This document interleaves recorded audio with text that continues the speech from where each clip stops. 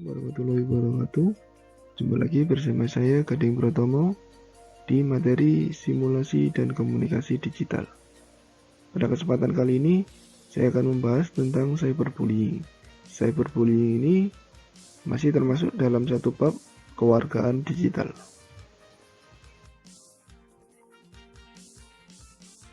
Yang akan kita bahas, yang pertama adalah karakteristik cyberbullying, yang nomor 2 dampak cyberbullying, nomor 3 hukum cyberbullying, dan yang 4 cara menanggapi cyberbullying.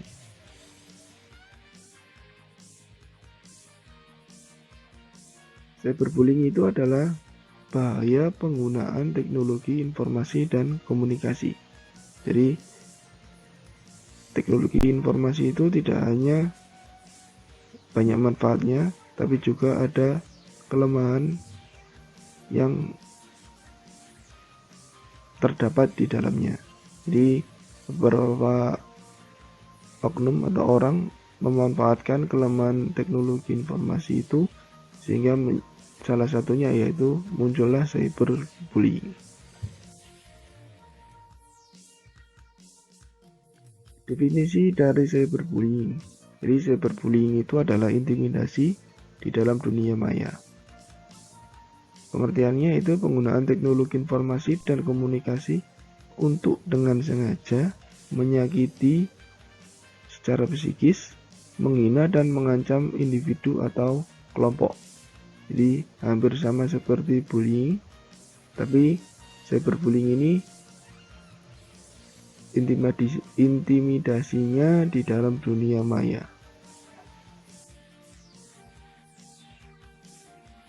Bentuk cyberbullying. Bentuk cyberbullying ini sebenarnya ada banyak. Tapi di slide ini, di materi ini yang akan saya bahas ada 5. Yang pertama adalah flaming. Flaming itu adalah pertengkaran dengan melibatkan kemarahan dan bahasa vulgar secara online. Jadi pertengkaran yang dilakukan secara online dengan menggunakan bahasa-bahasa yang vulgar. Nomor 2 adalah harassment. Mengirimkan pesan yang buruk dan menghina secara berulang-ulang. Jadi cyberbullying dengan menggunakan atau mengirimi pesan yang banyak. Jadi pesannya itu isinya adalah hinaan kepada orang yang tidak disukai. Yang ketiga adalah denigration, tindakan membenci dengan menyebarkan rumor palsu. Ini banyak juga sekarang kasus-kasus seperti ini. Jadi orang yang tidak suka kepada orang lain diberikan rumor-rumor palsu sehingga orang lain akan menganggap bahwa rumor tersebut adalah berita yang benar. Yang keempat adalah outing, membagi rahasia, informasi maupun gambar yang memalukan. Ini juga banyak sekarang kasus seperti ini. Jadi informasi rahasia, informasi gambar-gambar yang seharusnya tidak boleh di-share di internet tersebar luas. Yang kelima adalah cyber stalking, pelecehan yang berulang dengan melibatkan sebuah ancaman.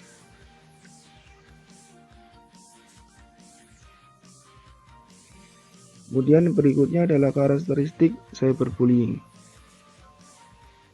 Karakteristiknya yang pertama yaitu materi cyberbullying berupa tulisan, foto, dan video atau yang lainnya dapat didistribusikan secara worldwide dan seringkali tidak bisa dihilangkan.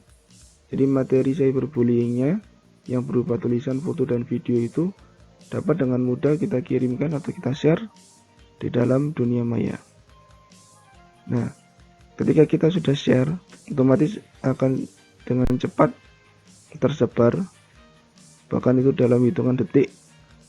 Seringkali kita juga tidak bisa melacak ketika materi yang di-share itu sudah masuk ke dalam internet. Kemudian yang nomor 2 adalah pelaku biasanya menggunakan nama orang lain atau hanya berpura-pura sebagai orang lain. Nah, ini yang paling banyak kasusnya di dalam dunia maya. Jadi pelaku tidak hanya bisa menggunakan nama orang lain atau atau hanya bisa berpura-pura sebagai orang lain. Kita tidak harus menggunakan nama asli kita ketika kita menjelajahi dunia maya. Kita bisa menggunakan nama orang lain ataupun nama-nama yang kita tidak kenal, sehingga untuk melacak nama tersebut jadi agak terlalu susah. Yang ketiga adalah kejadiannya bisa kapan saja dan di mana saja. Jadi kita tidak bisa melacak seseorang yang akan melakukan cyberbullying karena sistem dunia maya bisa dilakukan di mana saja dan kapan saja. Hukum cyberbullying di Indonesia, hukum cyberbullying sudah ditetapkan, yaitu pasal 27 ayat 1 Undang-Undang ITE dan pasal 28 ayat 1 Undang-Undang ITE.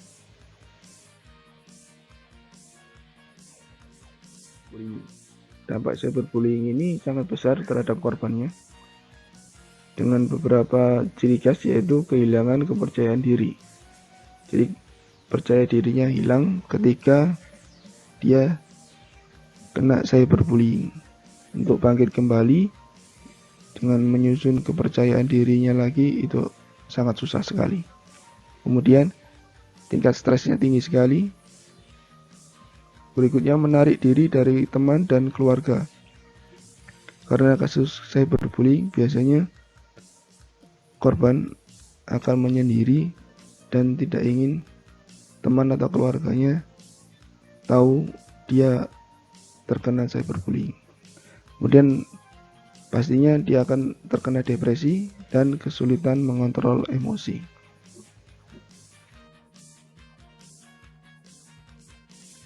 Cara menghadapi cyberbullying. Jadi ini saya sudah memberikan 3 poin untuk mengurangi atau menghadapi cyberbullying. Yang pertama adalah putuskan komunikasi. Jadi ketika ada awal-awal kalian akan tahu bahwa kalian akan dibully secara online atau secara menggunakan dunia maya, langsung blok akun pelaku yang akan melakukan bullying.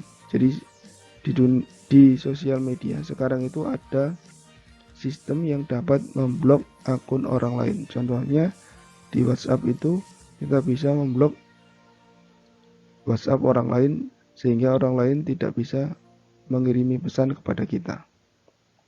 Yang nomor 2, siap mengajukan keluhan. Nah, ini juga bersama seperti yang di atas menggunakan blog, tapi kita di poin nomor 2 ini menggunakan fitur report abuse atau report. Jadi ketika ada orang lain yang akan membuli, kita bisa mereport akun tersebut. Jadi report ini juga bisa kita meminta bantuan kepada orang lain, sehingga semakin banyak orang yang mereport, maka akun tersebut akan semakin cepat hangusnya. Dan yang terakhir adalah tindakan yang benar-benar paling ampuh, yaitu mengambil tindakan hukum. Jadi jangan takut untuk mengambil jalur hukum agar pelaku cepat mendapatkan konsekuensi atas perbuatan yang dilakukannya. Jadi itu adalah poin penting untuk menghadapi cyberbullying. Baik, materinya sampai di sini. Terima kasih. Sampai jumpa di pertemuan berikutnya. Assalamualaikum warahmatullahi wabarakatuh.